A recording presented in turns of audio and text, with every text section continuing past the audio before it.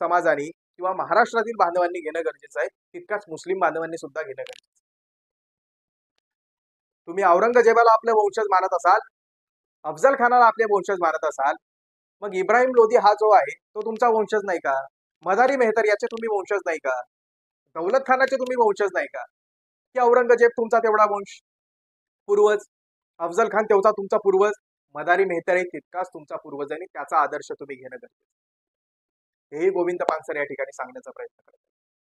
मित्रांनो, या पुस्तकाला आपण जसं जसं वाचाल तसं तसं शिवाजी महाराज आपल्याला समजतील, समजायला लागतील. शिवाजी महाराजांकडे बघण्याची एक वेगळी दूरदृष्टी आपल्यामध्ये येईल. या पुस्तकाला आपल्यापासून दूर ठेवण्याचे बरेच प्रयत्न होत असतात,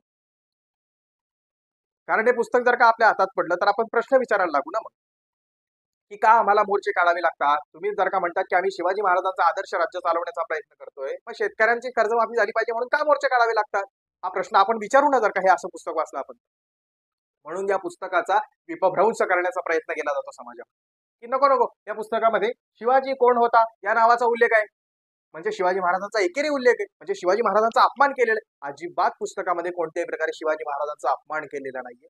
शिवाजी महाराज रयतेचे राजे कसे होते हे सांगण्याचा प्रयत्न केलेला आहे. एवढं लक्षात असू द्या, कोणत्याही प्रकारे आपण शिवाजी महाराजांच्या प्रतिमेला डाग लागेल असं कृत्य आपल्या हातातून घडू देऊ नका. धन्यवाद. आणि शिवाजी महाराजांचा आदर्श घेऊन शिवाजी महाराजांचे विचार समाजामध्ये पसरवणं हेच आपलं कार्य असू द्या.